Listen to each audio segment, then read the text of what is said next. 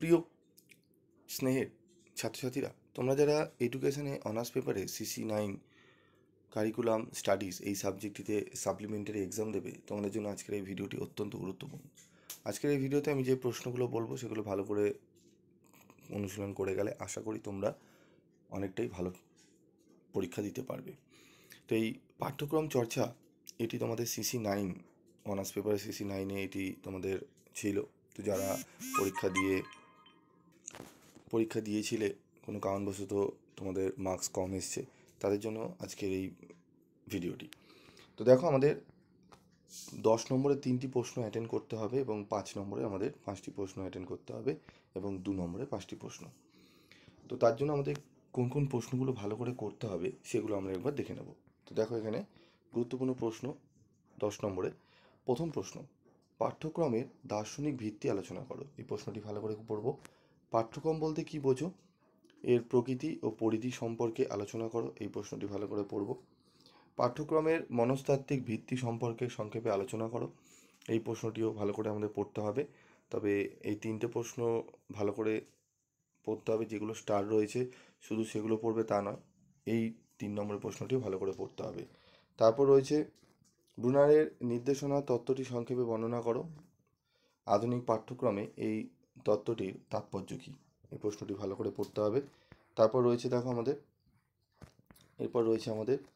ঠিক আছে, ব্রুমের বর্গীয়করণের সংশোধিত সংস্কারটির সংক্ষেপে আলোচনা করো। প্রশ্নটি পড়বো ভালো করে।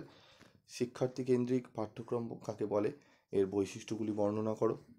তারপর রয়েছে পাঠ্যক্রম প্রণয়নে শিক্ষার্থী ও সমাজ সংক্রান্ত নীতিসমূহ আলোচনা করো।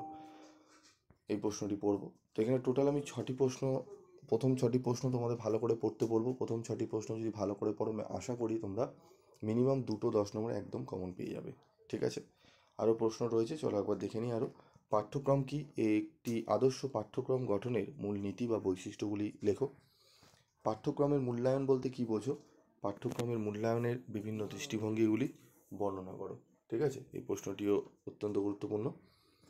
এরপর রয়েছে দেখো 10 নম্বরের অন্তিম মূল্যায়ন ও গঠনমূলক মূল্যায়নের সুবিধা ও অসুবিধাগুলি লেখো। প্রশ্নটি ভালো করে পড়বে।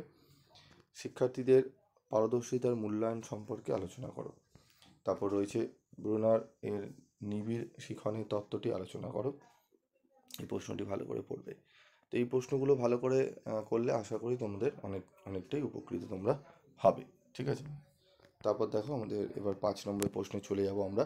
10-এর এই প্রশ্নগুলো ভালো করে পড়বে এবং আমরা 5-এর প্রশ্নগুলো পড়ব। গুরুত্বপূর্ণ 5 নম্বরের প্রশ্ন, পাঠ্যক্রমের প্রাচীন বা গতানুগতিক ও আধুনিক ধারণার মধ্যে পার্থক্য লেখো। পাঠ্যক্রমের সমাজতাত্ত্বিক ভিত্তিটি বর্ণনা করো। তারপর রয়েছে পাঠ্যক্রমের আচরণগত দৃষ্টিভঙ্গি সংক্ষেপে আলোচনা করো। প্রশ্নটি ভালো করে পড়বে। কর্মভিত্তিক পাঠ্যক্রম বলতে কী বোঝো?